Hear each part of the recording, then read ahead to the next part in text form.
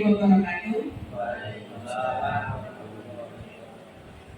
Yang terhormat Bapak Suwarjo selaku Wakil Kepala Sekolah Bidang Siswaan SMP Negeri 1 Purbolinggo, Bapak Ibu Guru SMP Negeri 1 Purbolinggo yang saya hormati, marilah kita ucapkan rasa puji syukur kita atas kehadiran Allah Subhanahu wa Ta'ala, di mana dalam kegiatan pada pagi hari ini kita bisa dalam kondisi sehat walafiat.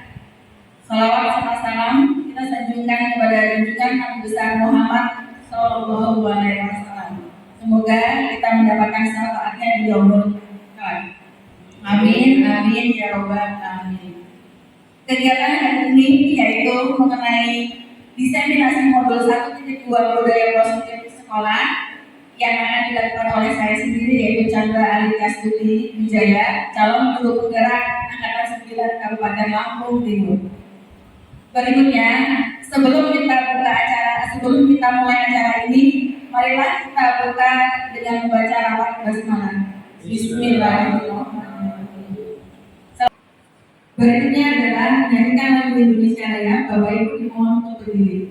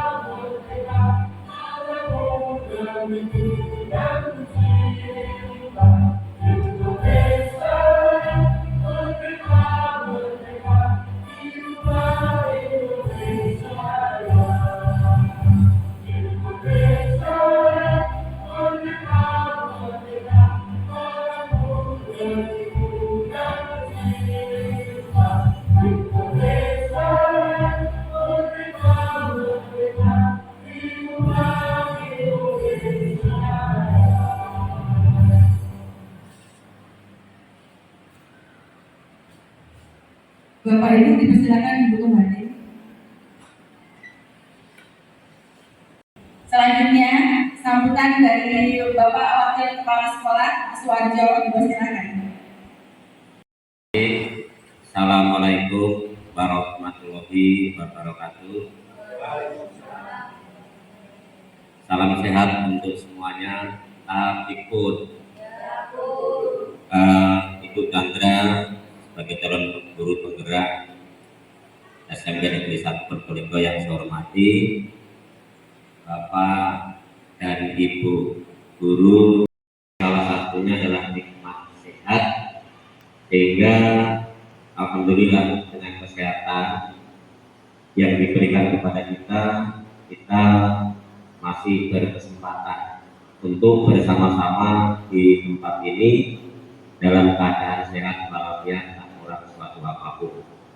Nah, mudah-mudahan kesehatan yang diberikan kepada kita akan selalu membawa manfaat untuk kita dan semua orang yang ada di sekitar kita. Sholawat serta salam semoga tetap tercurahkan kepada baginda sana kita, baginda Rasulullah Muhammad Shallallahu Alaihi Wasallam, yang insya Allah kita nantikan syafaatnya di yaumil akhir. Amin ya robbal alamin. Karena pada pagi hari ini. Seharusnya Bapak Kepala Sekolah yang berada di tempat ini, namun karena sampai hari ini belum ada Bapak Kepala Sekolahnya, maka izinkan saya untuk mewakilinya. Oleh karena itu, mohon maaf jika nanti apa yang saya sampaikan kurang pas. Kemudian yang kedua, terima kasih atas kehadirannya Bapak Ibu di tempat ini. Mudah-mudahan kehadiran Bapak Ibu di tempat ini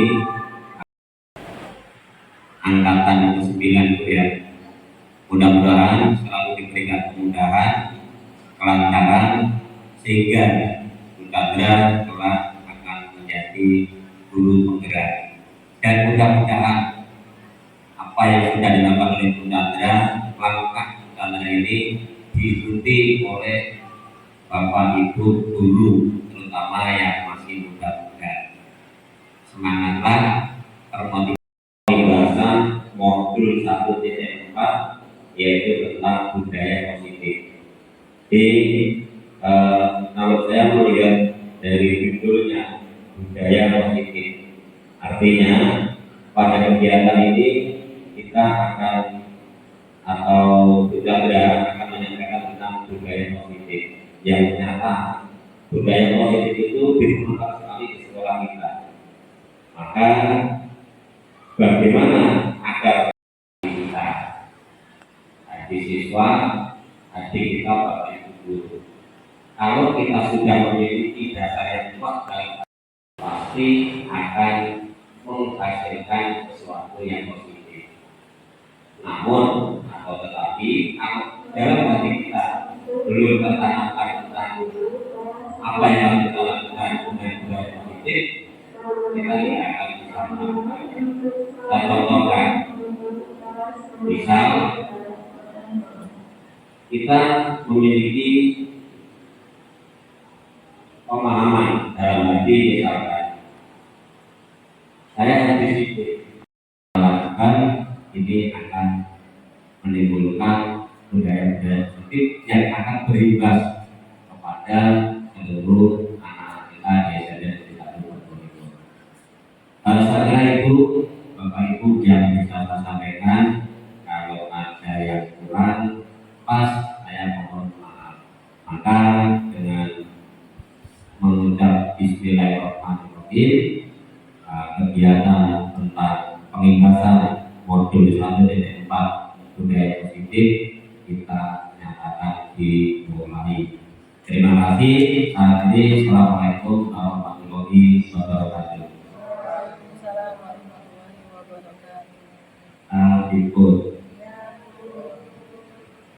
Sambutannya selanjutnya adalah kegiatan diseminasi budaya positif oleh saya sendiri yaitu Chandra Aritya Stuti Wijaya. Sebelum memulai kegiatan ini, saya ingin melatih Bapak Ibu untuk berpresentasi. Monggo silakan berdiri Bapak Ibu.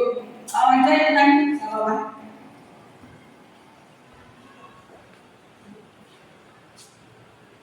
Maju mulai, apa boleh? Maju lagi boleh. Melatih posisi mengikuti tangan saya. Dengarkan kata-kata saya, bukan mengikuti tangan saya. Siap bawain ya?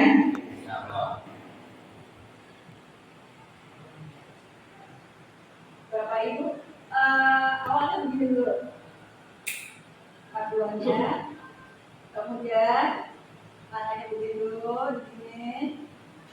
Berikutnya, pegang kepala.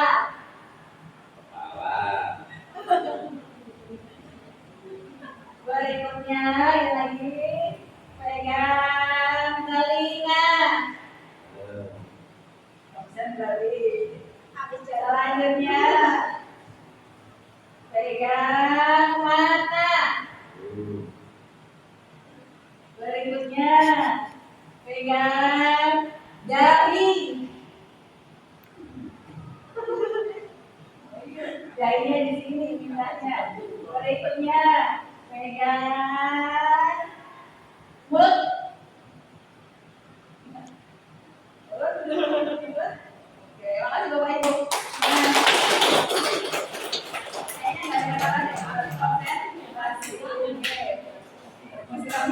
dirinya sendiri. Tidak perlu takut ketika dihukum, kemudian tidak untuk juga mendapatkan imbalan. Jadi memang dari diri siswa tersebut. Bapak Ibu, ketika manusia berperilaku, pasti manusia tersebut ada kebutuhan dasar yang tidak terpenuhi. Apa saja sih kebutuhan dasar pada manusia? Yang pertama adalah cinta, kasih, dan dapat diterima. Selanjutnya adalah penguasaan, berikutnya adalah kesenangan, selanjutnya adalah kebebasan, serta survival atau bertahan hidup. Jadi ada 5 kebutuhan dasar pada manusia yang ketika memang benar-benar dipenuhi, maka disiplin positif tersebut akan dapat tercapai. Kebutuhan dasar cinta diterima, kemudian penguasaan, bertahan hidup, kemudian kesenangan, kemudian kebebasan. Ada contoh kasus Bapak Ibu?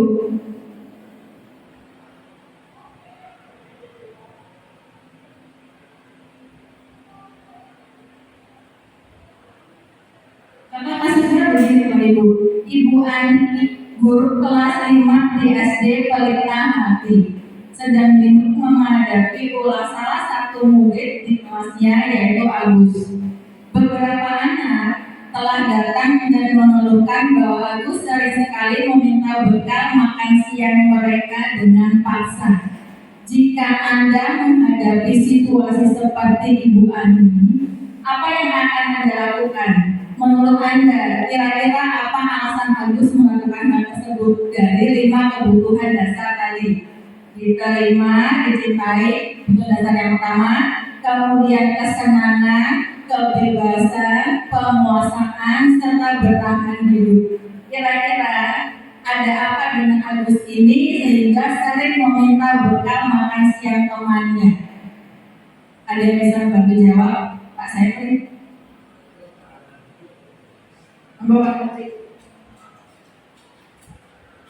Mungkin si Agus melakukan suatu tindakan yang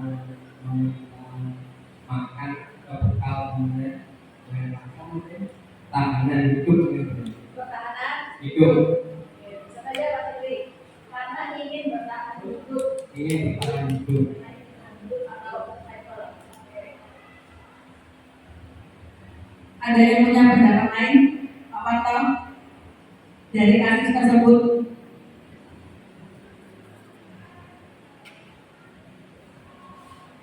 Jadi ya jadi apa si Agus tadi bisa makan pada temennya. Jadi karena mereka di rumah belakang ya masuk ya apa jadi itu enak atau mungkin juga yang lain mungkin ada ya saya memang ada itu makan yang banyak ya nakal dan sebagainya. Kebutuhan dasarnya apa? Kebutuhan dasar apa yang tidak terpenuhi dari Agus ini? Kenapa kok sering meminta bekal makan siang temannya secara paksa? Ada 5 kebutuhan dasar pada manusia, ada 5 atau dicintai, kemudian penguasaan, survival atau bertahan hidup, kesenangan, serta kebebasan. Karena 5 kira-kira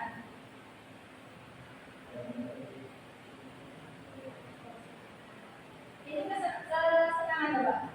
Kesenangan, kebebasan, penguasaan, cinta kasih atau diterima di lingkungannya, kemudian survival atau bertahan hidup. Ya mungkin juga bisa juga kenangan. Jadi mungkin di rumah makanya biasa itu ada makanan yang lebih menarik gitu. Lebih enak lah gitu. Nah, jadi itu ada makanan yang lebih enak, ada kenangan, mungkin dia berani meminta sama teman.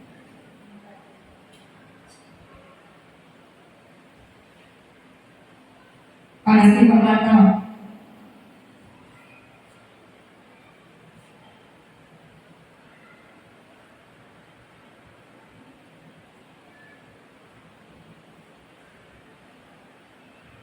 Baca nggak? Baca nggak? Baca?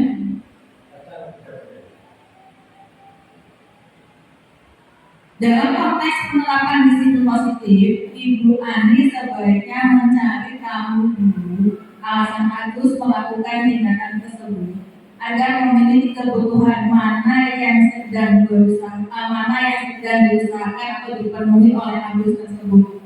Jadi biasanya kalau kita pasti berpikir wah nanti nakal, kamu nakal, tetapi seharusnya diusahakan. Nah, kita mencari tahu dulu apa sih alasan Agus tersebut melakukan hal tersebut. Gimana Pak Syafiq? Iya. Mencari informasi dulu, tidak langsung menjadi anak tersebut nakal. Yang pertama, apabila jawaban Agus karena ia lapar dan orang tuanya tidak membawakan bekal makan siang, maka kebutuhan bertahan hidup. Tadi yang Pak Syafiq katakan bahwa memang manusia itu perlu makan. Berikutnya, apabila jawabannya Agus karena ia senang temannya jadi memperhatikan dia, kebutuhannya adalah cinta dan kasih sayang, kebutuhan untuk diterima. Berarti ketika kita sering tahu di kelas ada anak yang sering gratis temannya, gangguin temannya, berarti kita juga dapat berpikir bahwa anak ini tidak diterima, biasanya sering tidak diterima, tidak disayangi oleh komunitasnya, makanya sering mengganggu supaya diperhatikan oleh orang lain. Kemudian apabila jawaban Agus adalah dia merasa hebat karena teman kejadi takut dan menuruti keinginannya, maka kebutuhannya adalah penguasaan atau pengakuan atas kemampuannya. Jadi temannya takut, itu minta langsung dikasihkan. Kemudian apabila jawaban Agus tersebut karena dia merasa bosan dengan bekal yang dibawakan ibunya, karena selalu membawakan bekal yang sama, kebutuhannya adalah kebebasan, kebutuhan akan pilihan. Ini tadi yang Pak Parto jawab ya Pak Parto, bahwa mungkin kalau di rumah berbeda dengan apa yang punya temannya, apa temannya lebih enak atau lebih dia sukai. Berikutnya, apabila jawaban Bagus adalah karena iseng saja dan dia menikmati ekspresi wajah temannya yang kesal karena diambil makanannya, maka kebutuhannya adalah kesenangan, senang gangguin temannya. Itu, ya, usir. Jadi apapun yang dilakukan oleh anak pasti akan ada kebutuhan yang memang tidak terpenuhi. Jadi kita tanyakan terlebih dahulu atau kita mencari tahu terlebih dahulu. Kemudian ada 5 posisi kontrol pada guru. Yang pertama adalah penghukum, yang kedua adalah pembuat merasa bersalah, yang ketiga adalah teman, yang keempat adalah pemantau, yang terakhir adalah manajer. Saya selaku guru sering sekali ketika berperilaku kontrol guru yaitu menghukum, membuat merasa bersalah. Itu sering sekali, kadang-kadang jadi teman. Seharusnya idealnya adalah 5 posisi kontrol pada guru yang ideal adalah bisa sebagai manajer. Tapi yang sering saya lakukan adalah pembuku rasa bersalah. Makanya paradigmanya dirubah. Bagaimana kita bisa memiliki kontrol guru yaitu pada posisi manajer.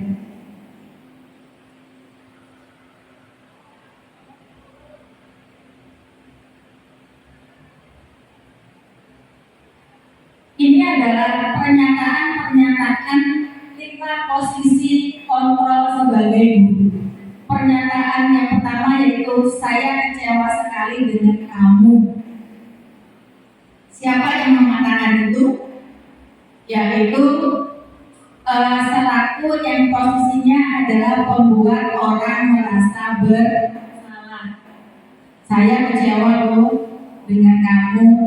Jadi seolah-olah yang mengatakan tersebut adalah supaya lawan bicaranya merasa bersalah atas apa yang dilakukan. Kemudian pernyataan yang selanjutnya adalah kamu tidak pernah benar melakukannya atau kamu salah, kamu terlambat. Itu merupakan posisi kontrol pada penghukum. Berikutnya ada lagi, ayolah lakukan demi ibu dan bapak. Posisi kontrolnya adalah sebagai teman.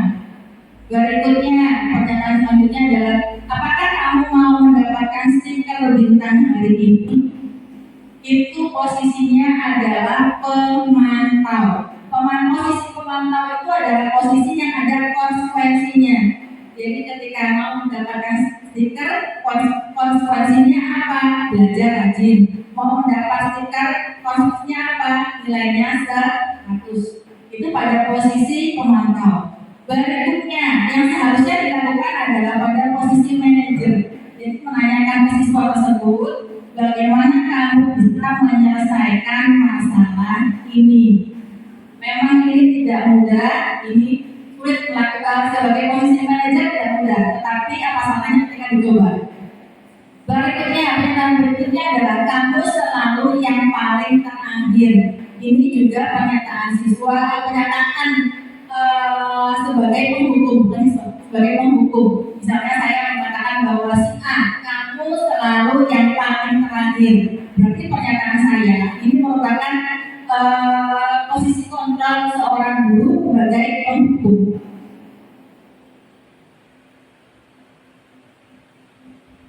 Ini adalah skup atau area pada budaya positif. Budaya positif ini dimulai dari peraturan kelas. Peraturan kelas ini nanti akan dapat mewujudkan suatu keyakinan kelas. Ketika keyakinan kelasnya sudah dilakukan, dikerjakan oleh masing-masing individu, maka dapat tercipta lingkungan yang positif, sehingga pada akhirnya budaya positif tersebut dapat dilakukan, dilaksanakan, dan diterapkan. Berikutnya, untuk membentuk suatu keyakinan kelas agar budaya positif ini tercipta, maka diperlukan hal-hal atau proses-proses tertentu. Apa sih keyakinan kelas? Sebelum membentuk keyakinan kelas, kita lihat dulu apa sih keyakinan kelas. Keyakinan kelas merupakan nilai-nilai kebajikan atau prinsip-prinsip universal yang disepakati bersama secara universal, lepas dari latar belakang suku, negara, bahasa maupun agama.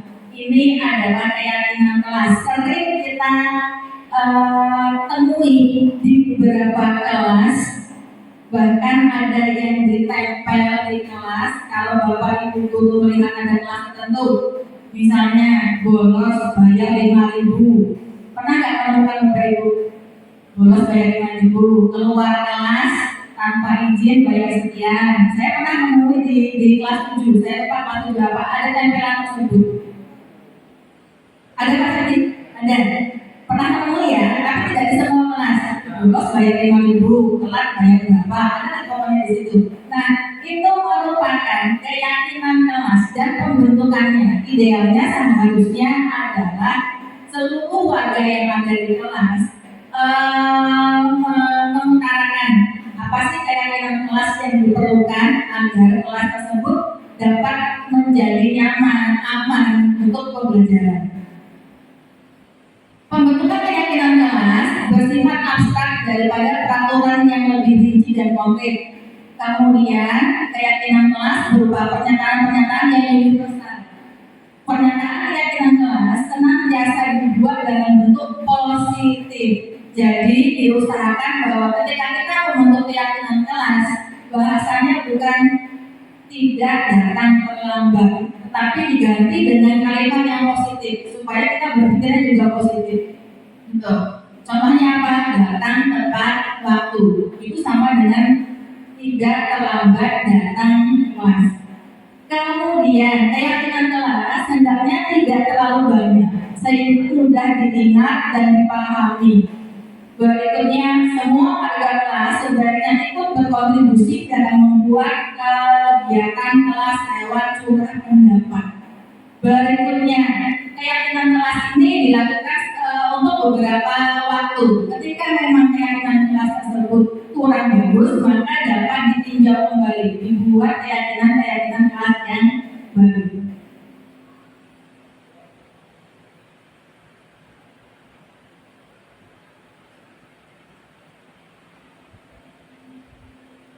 Saya sudah berusaha untuk keyakinan kelas di kelas 7B. Bapak Ibu bisa menyimak video yang saya berikan bagaimana caranya untuk membentuk keyakinan dalam kelas dan benar-benar nanti disepakati oleh warga yang ada di kelas tersebut dan diterapkan.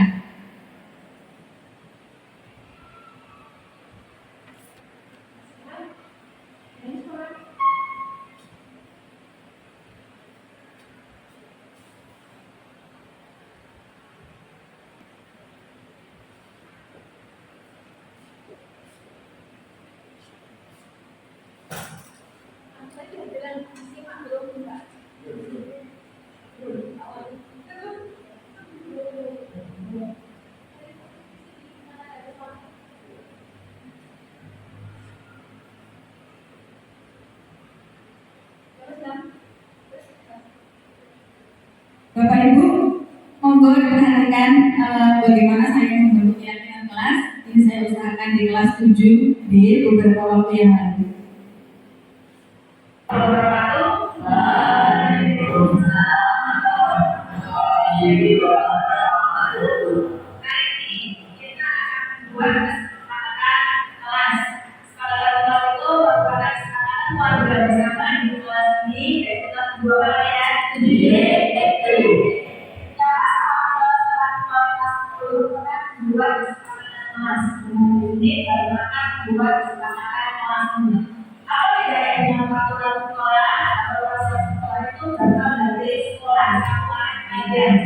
Tapi ketika ada kesepakatan itu berasal dari itu sendiri, kalian yang menuliskan yang nanti disepakati oleh seluruh warga di kelas 7B, dimana disepakati oleh seluruhnya.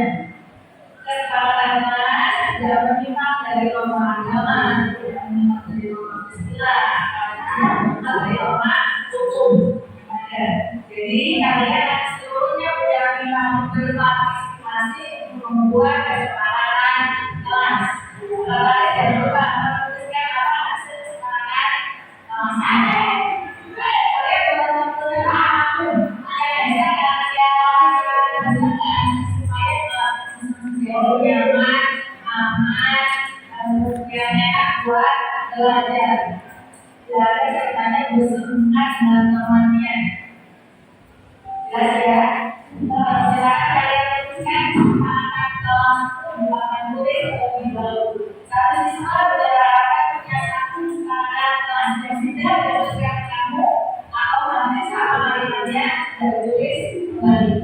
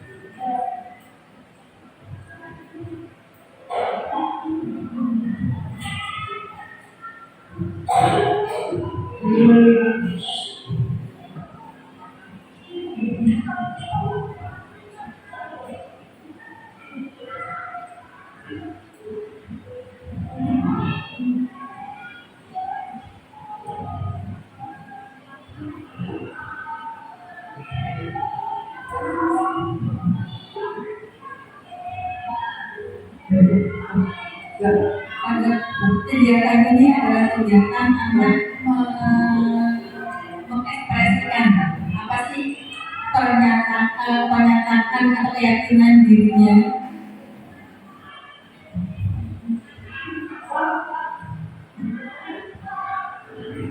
Kegiatan ini dilakukan untuk seluruh siswa.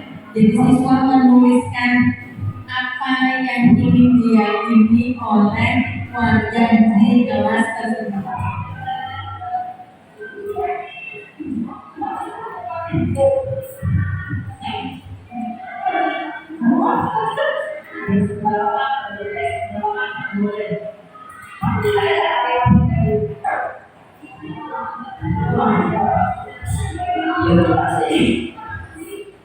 Pada kegiatan ini yang saya lakukan, banyak siswa yang menuliskan tidak terlambat datang ke kelas, tidak boleh keluar kelas, kemudian tidak boleh makan di kelas, tidak mengolok-olok teman dari segi nama orang tua, tidak mengolok-olok teman dari segi fisik. Mayoritas anak menuliskan pada tulisan tersebut yaitu awalnya kata tidak, lalu tidak. Berikutnya, apa yang harus dilakukan supaya keyakinan kelas ini bisa terbentuk? Saya dan siswa di kelas 7D ini merubah kata-kata tidak tersebut menjadi kata yang positif. Misalnya, tidak mengolok teman dari segi fisik, tidak mengolok teman dari segi nama orang tua. Maka kami sepakat untuk menggantinya apa? Menghargai orang lain, menghargai teman. Kemudian ada lagi siswa yang tidak terlambat datang ke kelas. Kami sepakat dari kelas 7D merubah kalimat tidak datang terlambat ke sekolah menjadi hal yang positif, yaitu apa? Datang tepat waktu. Begitu juga kalimat yang lainnya. Bahkan ada siswa yang menyebutkan di situ tidak sholat zuhur, tidak meninggalkan sholat zuhur berjamaah. Tidak, kalimat tetap tidak di depannya. Kami sepakat untuk merubah yaitu tepat waktu pada saat sholat zuhur berjamaah. Dan pada akhirnya didapatkan beberapa kesimpulan dalam kegiatan ini mengenai keyakinan kelas siswa 7D.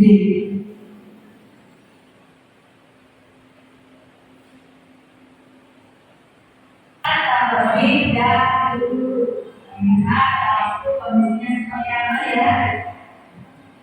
Setelah berjalan ada siapa?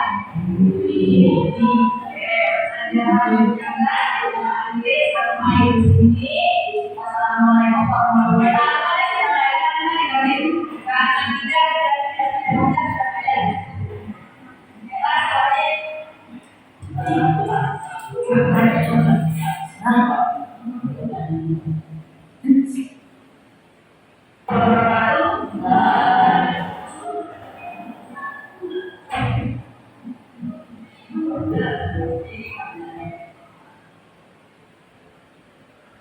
Nah, pada kegiatan ini yang saya lakukan adalah setelah terbentuk kesepakatan kelas, maka ketua kelas ini membacakan hasil dari keyakinan kelasnya.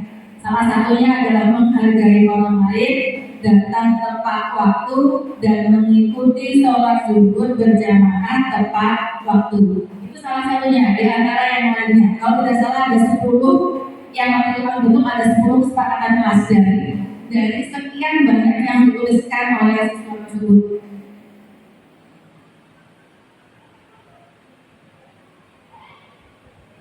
Ini adalah pembentukan keyakinan kelas yang saya lakukan di kelas 7D.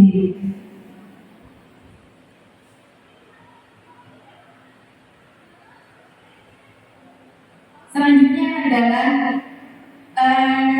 ketika keyakinan kelas ini sudah dibentuk, kemudian sudah disepakati oleh warga di kelas tersebut, tetapi yakinlah pasti ada beberapa siswa yang akan melanggar. Sudah berlaku, tapi masih ada yang melanggar. Nanti keyakinan tersebut akan bisa direvisi lagi. Caranya bagaimana? Sama seperti tadi. Seluruh kelasnya berkumpul, kemudian mengungkapkan keyakinan kelas apa yang diterapkan di kelas tersebut, sehingga nanti menjadi keyakinan kelas yang akan dilaksanakan di kelas tersebut. Berikutnya, ketika ada kejadian yang luar biasa, ternyata ada anak yang masih melanggar keyakinan kelasnya, maka apa yang harus dilakukan? Yaitu dengan kegiatan restitusi. Dengan melakukan kegiatan restitusi.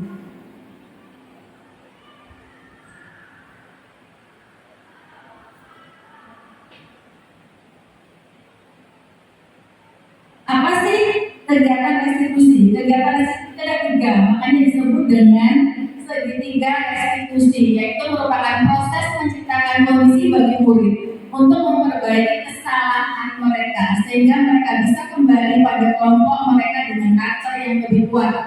Melalui kegiatan restitusi, guru dapat membantu murid menjadi lebih memiliki tujuan, disiplin positif, serta memulihkan dirinya setelah berbuat kesalahan.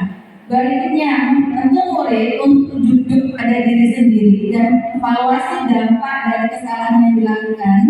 Berikutnya, memberikan penawaran bukan paksaan. Ini yang harus dilakukan pada kegiatan segitiga restitusi. Posisi kontrol yang dilakukan adalah pada posisi manajer. Ini yang berusaha saya lakukan diterapkan di kelas.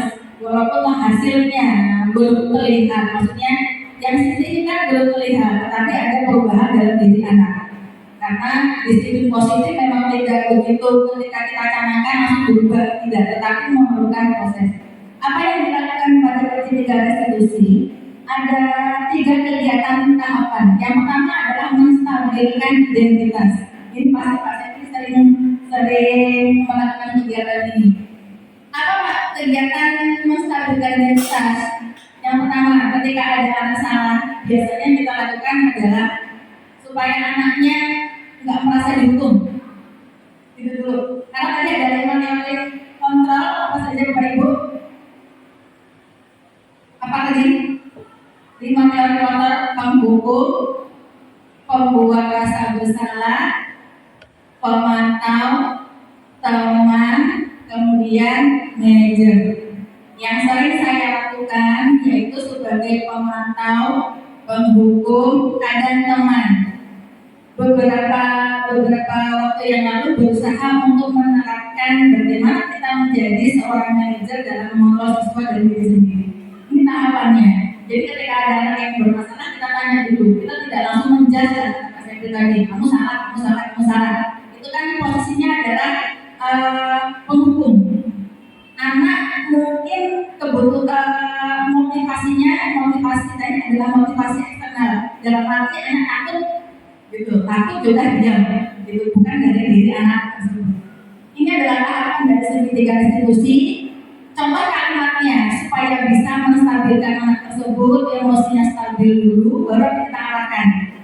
Yang pertama adalah berbuat salah tidak apa-apa. Serasa anak dibelain, awalnya begitu. Belain anak dulu, jangan anaknya dulu. Berhentikan nanti melakukan berikutnya nanti. Berikutnya, saya juga pernah melakukan kesalahan seperti itu. Misalnya ada anak datang terlambat, misalnya menurut teori kontrol menghukum itu adalah salah. Tapi selaku manajer kita harus tahu tahu dulu, menstabilkan anak dulu. Berbuat salah itu tidak apa-apa. Itu dulu bahasa yang kita keluarkan ke anak supaya anak tenang dulu pada kegiatan restitusi memperdulikan identitas. Berikutnya adalah tahap berikutnya validasi tindakan alat. Contoh kalimatnya itu, padahal kamu bisa melakukan yang lebih buruk dari ini ya. Namanya. Kemudian yang sering terjadi anak biasanya ini, kamu pasti punya alasan melakukan hal tersebut. Biasanya ini yang sering saya lakukan. Menstabilkan misalnya ada kata melambat. Lalu kita mengejar kamu lagi begitu. Apa yang dilakukan? Menstabilkan dulu. Setelah menstabilkan baru nanti yang diutarakan ke anak. Kamu pasti punya alasan mengapa melakukan hal ini. Jadi setelah anak stabil ditanyakan gini, pasti anak akan cerita. Sama ada beberapa waktu yang lalu yang saya ceritakan, ada anak yang saya dana 7D, gak pernah bawa buku IPA pada awal dulu. Saya ajak ngobrol berdua, kemudian saya tanyakan gini, kamu kenapa nggak bawa buku IPA? Pasti punya alasan. Anak cerita, panjang lebar, mereka nangis. Sekarang mulai ada perubahan apa? Jadi bawa buku. Itu dulu saya lihat, anak jadi bawa buku. Masalahnya karena kalau dengan materi pembelajarannya nanti, yang pasti sekarang sudah mulai bawa buku, tapi bawa buku. Itu yang dilakukan. Setelah kita, maka kita menanyakan keyakinan apa tadi yang sudah dibentuk. Misalnya ada anak yang datang terlambat, maka kita tanyakan keyakinannya. Kamu mau jadi orang seperti apa? Misalnya ketika anak sering datang terlambat, pasti nanti anak akan berpikir mau jadi orang seperti apa ya kalau terlambat. Kita tidak menjelaskan kamu salah. Anak diminta untuk berpikir, kemudian mencari solusi untuk dirinya sendiri. Saya melakukan kegiatan tiga pada siswa di kelas saya pada beberapa waktu yang lalu, yaitu siswa tersebut bernama Aji. Ada beberapa kegiatan yang saya lakukan, bisa dilihat Bapak Ibu.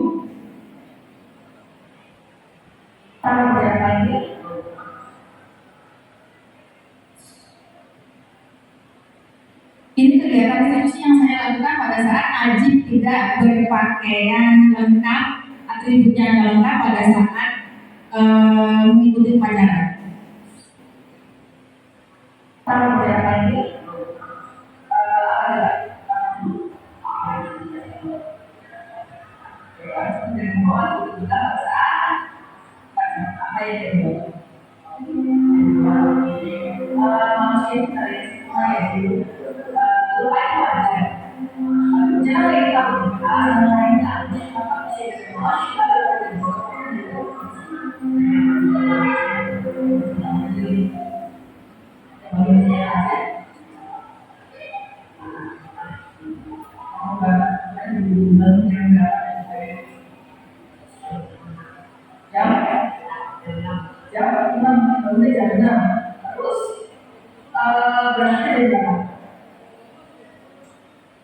Pada kegiatan ini saya menanyakan, apa sih alasanmu kenapa datang terlambat? Jawaban tersebut adalah karena saya bangun kesiangan. Ya, kesiangannya kenapa? Karena malam kebanyakan nonton HP. Hasil apa? Ada atribut yang tertinggal. Itu. Awalnya memang menstabilkan siswa terlebih dahulu. Berbuat salah itu wajar, manusia nggak ada yang sempurna. Dalam tahapan tersebut menstabilkan terlebih dahulu. Selanjutnya adalah menanyakan alasanmu apa. Tahapan terakhir pada restitusi yaitu saya meminta siswa untuk solusinya apa supaya kamu nggak datang terlambat. Si Aji ini menjawab, saya harus berangkat pagi, bangunnya pagi dan mengurangi nonton HP di malam hari. Ini adalah kegiatan restitusi yang sederhana yang saya lakukan di kelas. Itu Bapak Ibu. Dan Bapak Ibu guru sepertinya sudah lelah, kita ice breaking lagi. Monggo berdiri.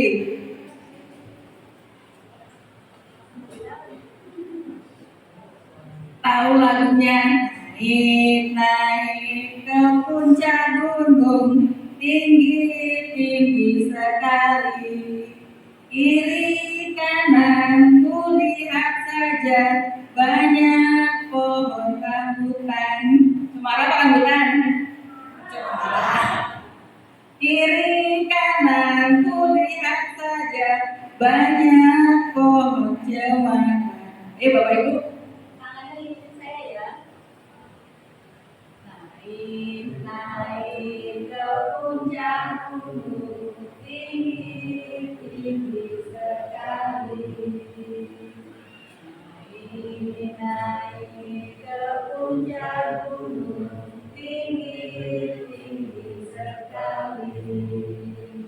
Kiri kanan kulihat saja, banyak pohon cemara. Kiri kanan kulihat saja, banyak pohon cemara. Lagi. naik naik ke puncak gunung, tinggi tinggi sekali. Naik naik ke puncak gunung, tinggi tinggi sekali. Kiri kanan kulihat saja, banyak pohon cemara.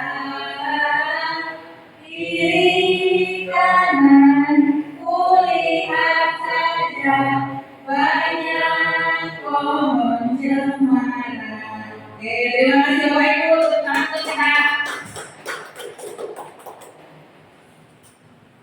Sebenarnya adalah saya ingin melakukan kegiatan refleksi untuk mengetahui apa sih yang dirasakan Bapak Ibu pada saat mengikuti kegiatan ini.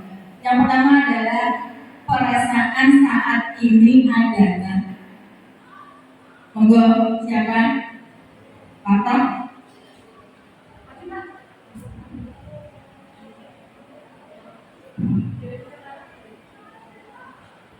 Jadi pada waktu ini adalah pembelajaran pagi ini, perasaan ini saya lebih senang, jadi akan menambah ilmu, menambah pengalaman dan berpikir. Terima kasih Pak Pato. Pak Pato saya senang menambah ilmu untuk beliau. Berikutnya yang kedua adalah setelah mengikuti materi pemimbasan atau diseminasi pada hari ini, saya menjadi paham bahwa kira-kira Bapak Ibu paham apa? Monggo Bapak Ibu, siapa yang mau refleksi? Jadi setelah mengikuti pembahasan dalam acara hari ini, saya jadi paham ya bahwa disiplin itu harus dari diri sendiri. Sebelumnya kan kalau disiplin berangkat pagi itu karena takut aturan, kalau telat kemudian kena marah, kalau misal saya datang ngaji saya dihargai orang. Tapi sebenarnya disiplin itu bukan seperti itu. Disiplin itu untuk menghargai diri kita sendiri, bukan karena takut aturan, bukan karena pengen dipuji orang. Dan semoga esok hari saya bisa menerapkan disiplin itu untuk menghargai diri saya. Seperti itu Bu. Makasih Bu Novi. Refleksi terakhir adalah target saya selanjutnya adalah, yuk Bapak Ibu, kira-kira punya target setelah mengikuti diseminasi hari ini? Pak Sepri, monggo Pak Sepri.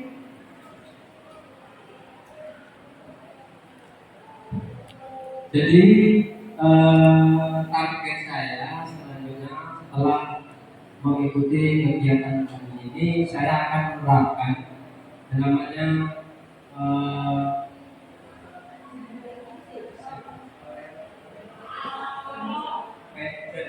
Artinya saya akan menerapkan manajer sebagai manajer untuk anak-anak ketika anak-anak itu melanggar aturan terkait dengan kedisiplinan yang ada di sekolah. Jadi kita tidak boleh langsung menyalahkan, tapi kita cari dulu apa sebabnya.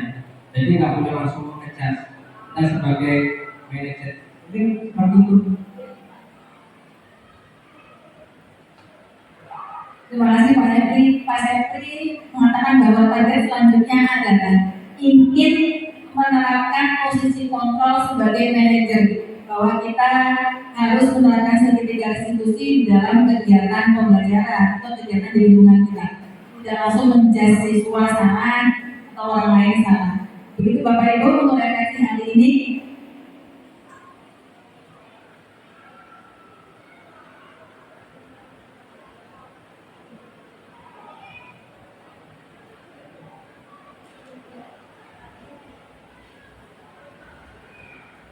Yang terakhir Bapak Ibu, saya ucapkan terima kasih kepada Bapak Ibu guru yang mau hadir dalam kegiatan diseminasi saya sebagai calon guru penggerak Angkatan 9 Kabupaten Lampung Timur. Mudah-mudahan apa yang saya sampaikan dapat bermanfaat bagi Bapak Ibu. Ketika saya ada salah, saya minta maaf dan kepada Allah saya mohon ampun. Saya akhiri, wassalamualaikum warahmatullahi wabarakatuh.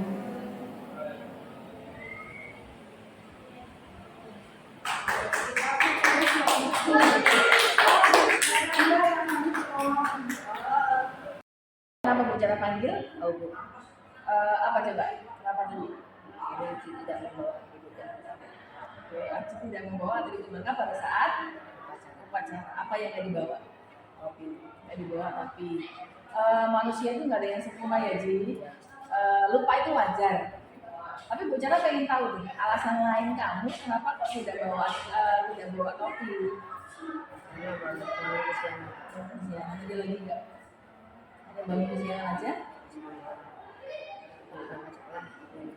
Mau berangkat sekolahnya buru-buru bangun jam berapa tadi lagi? Jam 6. Jam 6. Bangunnya jam 6. Terus berangkatnya jam berapa? Berangkat sekolah jam 7 lewat jam 7 kurang 5 menit. Jam 7 kurang 5 menit berangkat ke sekolahnya. Oke. Ada nggak sih peraturan, kira-kira ada nggak sih peraturan yang kamu langgar gitu? Apa coba? Tidak membawa topi. Sering nggak bawa topi?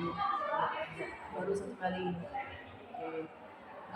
Apa solusinya yang bisa kamu lakukan gitu supaya kedepannya kamu tetap bisa pakai atribut ketika upacara? Bangunnya lebih awal.